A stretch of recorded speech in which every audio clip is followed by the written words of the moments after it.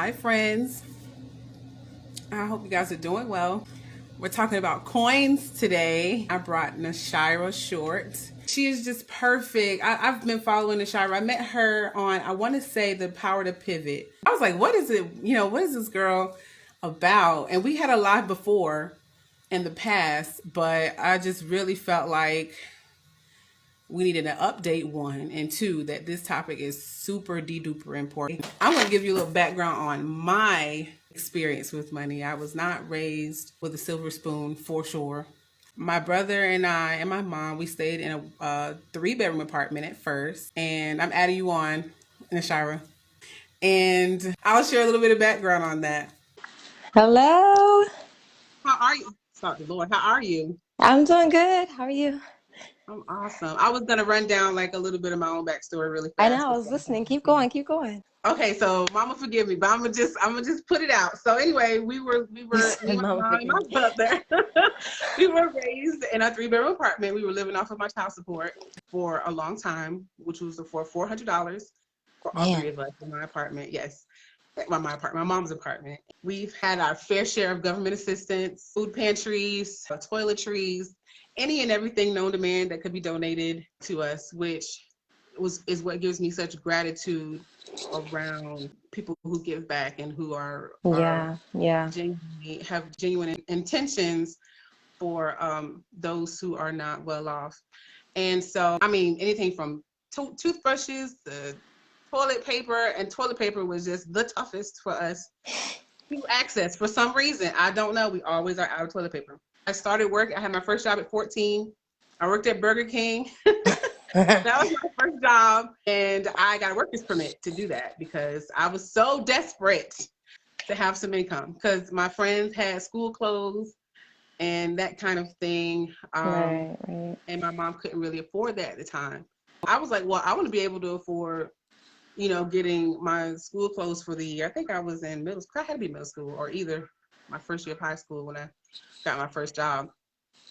And so I went to the social services and was like, hey, can I, get a worker's permit? I've always felt like a charity case. And I know a lot of people know Oh, I felt like I've encountered or what have you that's lended a hand out to me. I've always felt like a charity case, and I felt a lot of shame around money and where I came from. I felt like I couldn't hang out with friends because they would always have to pay for me, and they don't want Patrice around. We always got to cover her, right, right. and that kind of thing. And so I didn't want to hang out with people, um, and that kind of thing. And so as I got older, I guess the more desperate you can say I got to be able to establish myself, the higher my drive was to be able to support myself. And so I went to college, got my degree, did not want that. I got the degree because I was there for so long. I was like, listen, I'm not going to come here in vain. A lot of people have invested in me. I'm going to complete it. I'm going to get my degree. So I did. I got it in social work. I have my BSW, but I realized that wasn't really what I wanted. Yeah. I love people. I'm a lover of people. I love psychology. I love inner work and self development and all that kind of thing. But social work, the profession, was just not for me to do. Yeah, yeah. And I had to own that. I was homeless for probably the majority of my adult life, just to be front and center, Really? living off of other people, living on trains, Man. living. I mean, it was just crazy. So I am now literally around like 2 years now, finally having the stability, creating a business of my own that I am very proud of. My first year, it's like, oh, I'm just proud I made a sale. Right, right. And I made a few sales my first year, and then my second year I 5x'd it, which I was really Yeah, proud of. that's awesome. And so the momentum is going, and the more I put myself out there, the more I share what my intentions are and share a bit about my story. Um, the more People receive your things are business. falling in alignment for Mm-hmm, me. Yeah. mm-hmm. And so I wanted to ask you, Nashira, tell me a bit about your money story, some things like you were told, some quotes you were raised with, and if they're true for you. Mm-hmm. So similar, very similar. We had this conversation before. So Mm-hmm. like that small town mindset that kind of takes over. So the same kind of upbringing, not much resources. A lot of times it was just like me and my mom and my sister, my dad for the most part, and then we went and lived with my grandparents for a while. And the mindset was more so about like not enough. There's a lot of not Mm. enoughness, around. And I think not enough was like less about the money and more about the mindset. So I think I adopted that mindset for a very, very long time. And it leaked out in so many different areas. And it was a pattern that I experienced around money for a very long time, no matter how much I made or how little I made. And it wasn't until I actually got a book, The Money Coach, but it wasn't until I really dug into the mindset of it that I was able to change anything as far as like experience with it. And that's when I realized that our experience around money is so interwoven and tied into who we are, what we believe, how we experience things, how we perceive things. So that's when I kind of had that epiphany, like, wait, okay, wait. It's kind of like a cause and effect almost. What were some things you've heard your family or close friends to you say over and over in regards to money, like the love of money is the root of all evil, Yeah, that that's a kind big one. That just drove, and it drives me crazy now, but before it's like you of just regurgitate it because you hear it so much. Love and money is the root of all evil, and people who are well off have got there, by doing something shady. If they have a lot of money, it's because they came from this side of the world, Yeah. whatever that looks like. Oh, well, she has that because she started with this, or she has that because she didn't have parents that did this, or he's there because they had a parent that set him up. Like it's always this like you couldn't Exactly. just fairly be wealthy, or it was always some kind of catch to you having that Mm-hmm. kind of wealth. That there was some type of worthiness tied to not having or not wanting to Yeah. receive. So there's this like bipolar conception about we want money, but then it's like we don't want money. You know what I Exactly. mean? So And it's like, it's oh like, my well, God. what do you expect? So then you don't get Yeah, it, and it's because you really exactly. don't want it. And I always say, like, if you could compare money to a person, how would that person be acting and responding in your life and showing up in your life if you talked about them and treated them and felt about them the way you do about your money? That's why you don't have money in your experience, because you don't want it. Think about if it was a man. Oh, he's here, but I don't really want him. I want to do other things. I don't really want him. And Right. he does this and this and this, but it's really not enough. And as soon as he comes, he's gone. Like he wouldn't be Exactly. there. When anything goes against your belief system, then you're like, that can't be right, because it's bumping up against a belief that you've held for Yeah. so long, whether it's factual or not. This is just what I know my whole life. I was gonna say also, I feel like it has a lot to do with survival and whether we'll live or die. Like you were saying, as far as beliefs, my thing is how I look at beliefs is like a tabletop. And the more you put legs under this tabletop, the more solid the belief is. So the tabletop Mm, is the tabletop. As soon as you get yeah, one leg under this tabletop, that's like a little more okay, but it's still kind of yeah, rocky. But the more table yeah, legs you add underneath that tabletop, the more solid this belief is going to be, because the belief is literally yes. just a thought. You It's think literally just a over thought and over and that over. you're not only thinking it over and over, but you're adding emotion, you're Hmm. adding action. So it's like all three of those are happening at once.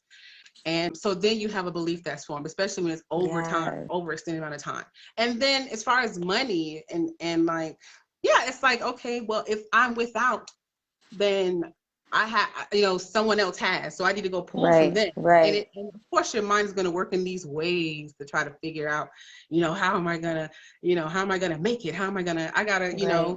if someone has more than me, these things are the reasons. Describe for me the first time that you made your first thousand in your business pursuit. My first big payment was $777, so it's close to 1,000. Had no idea that I was going to come in. I set the price. I put it out there. I had somebody say she was interested. I just totally blew her off because I was like, there's no way she's paying it. And at that time, I never received anything that big. So when she finally paid it in full and I checked my account, just bust right into tears, just cried and Really? cried. I was actually in Salisbury, Maryland, and I just fell to my knees in my bedroom and just cried and cried and cried. And I was like, oh my God, oh my God, oh my God, oh my God, and I told you, and I screenshotted it, and I was like, this is really, and I was like, no, no, no, I got the email, but I have to check my PayPal account to make sure it's actually there. And it was just as much as my rent at that time. So to me, that wasn't a That, possibility.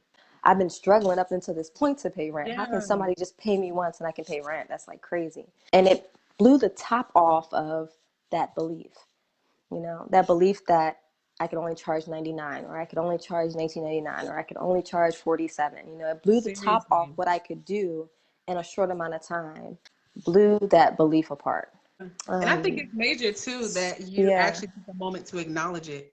Especially as entrepreneurs, sometimes we don't do that.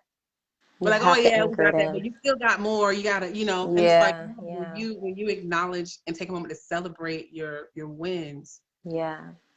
it's like you open the door for more of that. Crucial. It's crucial. And you That anchor it in. Like, I remember that moment all the time, you know, and it's like, and I don't just remember it like intellectually, like, oh, this is what happened, but I remember what it felt like, that like that my heart was like palpitating because I was like shaking, like, oh my God, oh my God, oh my God, like this just happened, like excited and nervous and scared. But What's your favorite yeah. color, Nashira? What's my favorite color? Yeah. I like sage or like mustard. Ooh. I've never heard anyone say, my favorite color is sage. I That love is sage. different. I love it. Could you tell me your most recent money challenge or Hmm. something you recently had to overcome? Biggest money challenge, I think, I don't know. I just we get capped out. Like, so I think that's kind of always been my challenge, but just at different levels. When I say, my name's Nashira Short and I created 2 6-figure businesses, la la la la, it's like, oh, that's cool, but like I'm literally capped out. I feel like I'm capped out there. Like now Yeah. that's my new ceiling, you know what I Yeah. mean? Why? You know, Yeah. if I'm growing Yeah. and expanding and money is, correlating to who I am, then why am I capping myself off? Is there a belief that's holding that Nashira can only do 6 figures a year? Yeah. Yeah. And if I'm anchored at that, how do I remove that anchor so that I can expand Yeah. into more? Or looking inward, what part of me says that I'm only worthy of this much? Like, what part of me needs to do some inner work so that I can see that expansion on the outside? Because it's a reflection of who we are and where Let's we think go. our perspective. Yeah. It's just Yeah. reflecting back to me who I believe I am.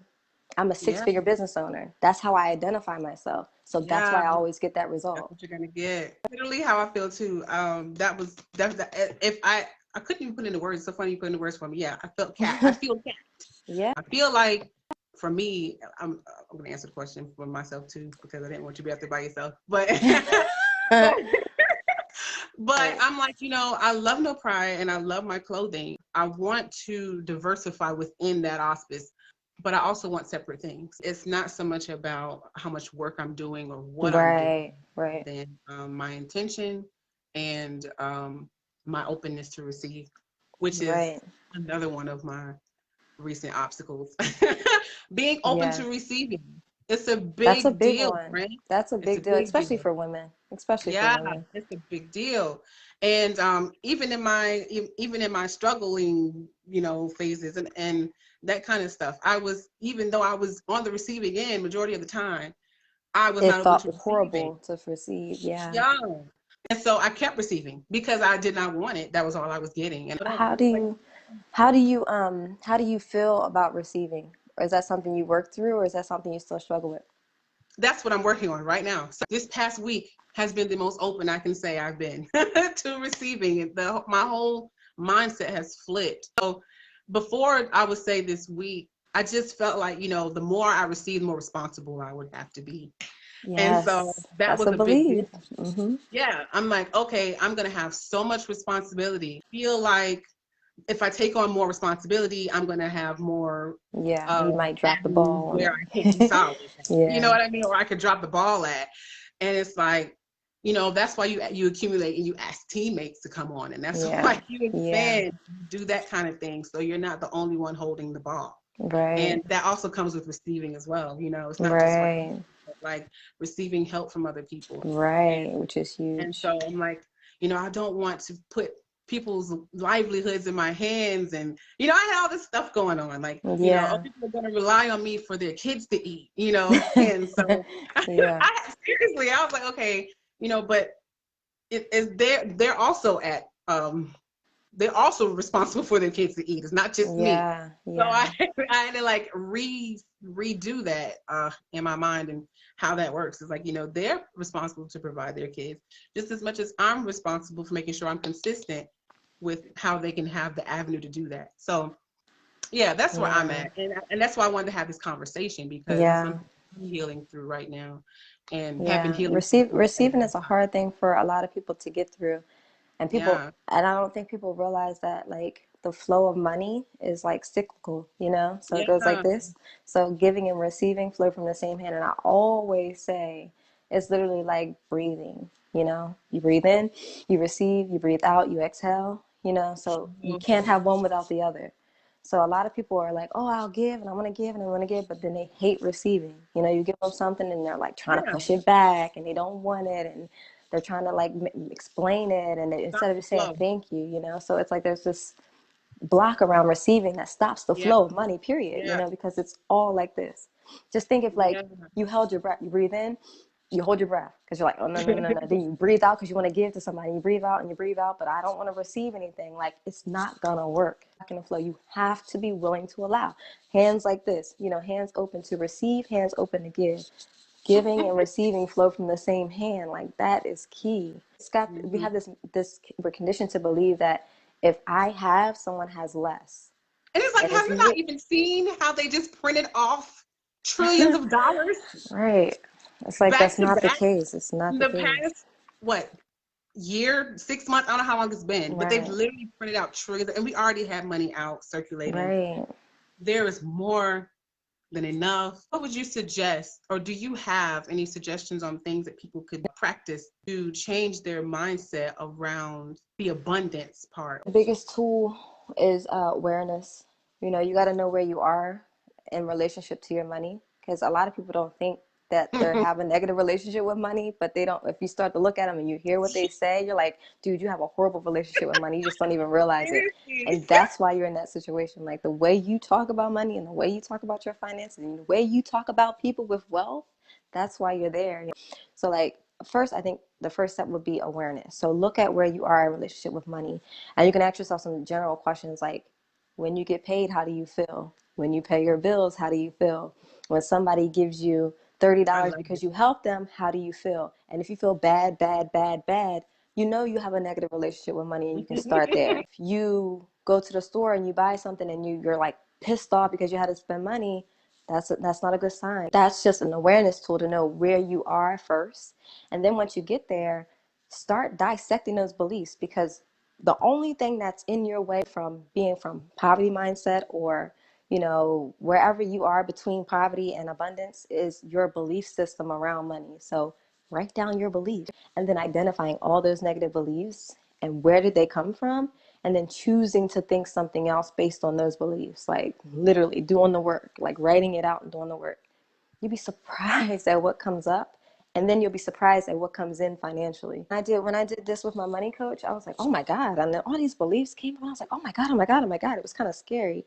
And then it was Yeah. like moment, like days after, it was like I was receiving money. I got in a car accident, received a $20,000 check. All these things were like mind blowing because it was like all I had to do was the inner work. Yeah. That's all I had to do. And then the, the money responded.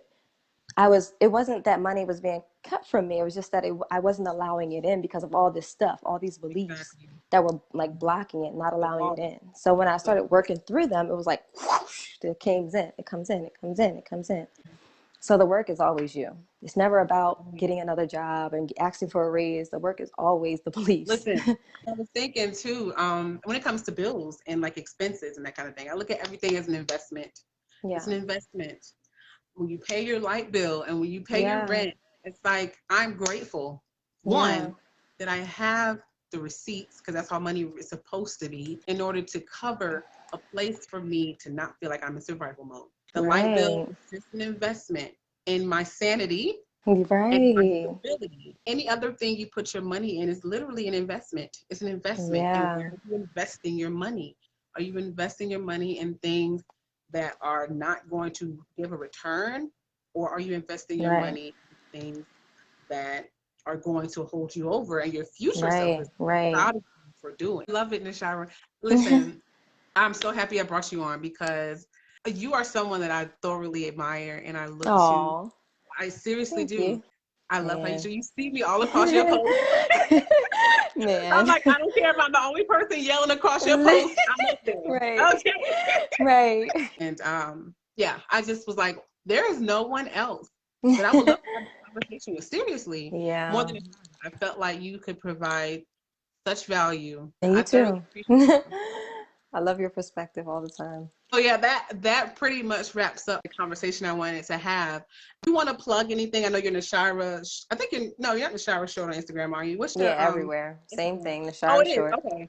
Just keep it And easy. so yeah, if you are interested in hair and growing any kind of hair industry business, Nashira is 1,000% who you should hit up Thank you. as a coach or as a vendor because the girl is Yeah. on her thing. Okay. I thoroughly appreciate you having this money conversation. I hope it helps someone in Yeah. some way. And is there anything else you wanted to share? No, that's it. That's good. It's just reminding me. It reminds me to do the work. You never get too Yeah, old to do the work. And that's probably something ever. I'm gonna pull the journal out tomorrow, or maybe even It's tonight. ongoing. Maybe we could do Oh that. Maybe yeah. we could do that. I'm gonna send it to you in Messenger. Come up with your money beliefs. We'll work it together.